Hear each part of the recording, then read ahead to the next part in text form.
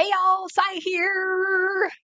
Well, we've been living here for a little over 7 years now, and we've noticed over this time that the sun will start setting in our view, and then it will move every day across our view. So where we look out is to the northwest, and we have a hill that's to the southwest of us that blocks our view of the sun setting.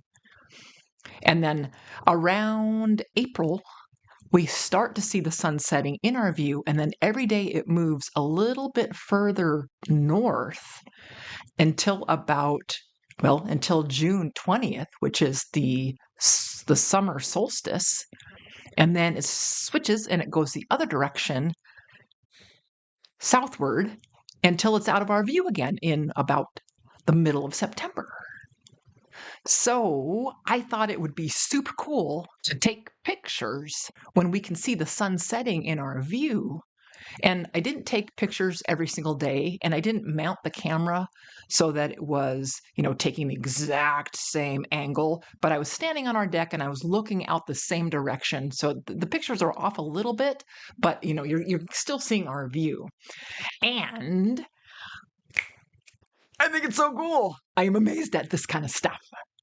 I found a few different sources talking about this. I've heard of declination, and I looked at all that. And then in the book of Enoch, chapter 72, it talks all about these sun gates and how the sun moves and goes in and out of these gates. Well, then I found some people on YouTube that talk about it. And so I'm going to show a clip. And this is from Wes Blaze Music. And it is Wes Blaze and Sean and Ken, and it's just a short clip, and they are talking about the gates, the sun gates, and the analemma. So I'm going to show you that. Analemma. And this analemma, as it's called, is the elongated figure eight shape produced by depicting the sun's position in the sky at a specific time of day, as seen from a fixed location over the course of a year. So basically, you stand out in the same spot in your backyard, take a picture of the sun at the same time every day, or every organization system of days, basically, right? Every few days. And once you take all these pictures, combine them together, you get this figure eight shape.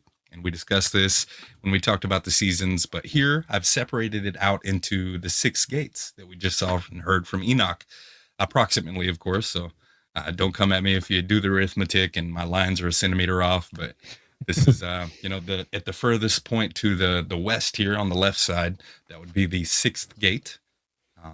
That's going to be your summer solstice, whereas on the far right east, you got the 1st gate. That's going to be your winter solstice for up in the north of the equator at least. Cool, huh? So Wes Blaze said his 6th gate was to the west. So for me, when I'm looking out of my view, the analemma picture would be upside down to my view. So what I did was I just took my view and I drew the analemma with gate 6 being right here.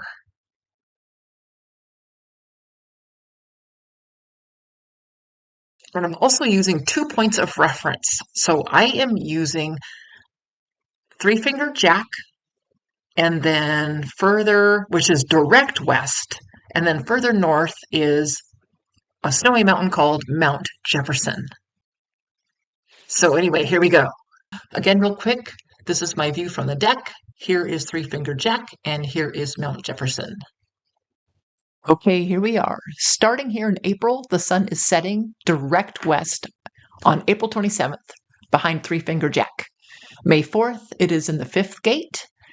The sun sets for 30 days in these gates until gate 6, which is at the most western part of the analemma.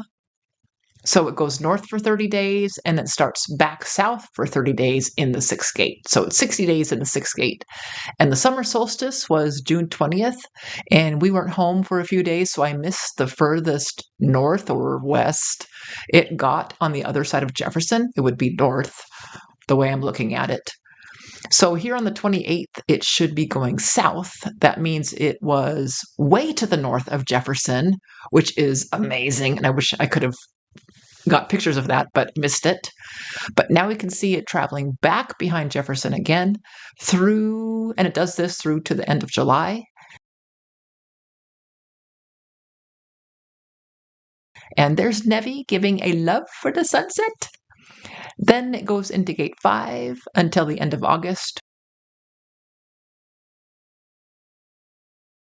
where it enters gate 4. And now you can see it is way behind that hill, and it will enter into gate 3 on September 28th. Well, I hope that was understandable what I was doing, taking pictures of the sun setting in my view. And I don't know how accurate I am. I think that I might be off a couple days when the gates start and stop and all that stuff. But I think I was close enough. And it was really cool kind of figuring out where the gates sort of begin. So I made 2 collages of the sun going from the 5th gate to the 6th gate.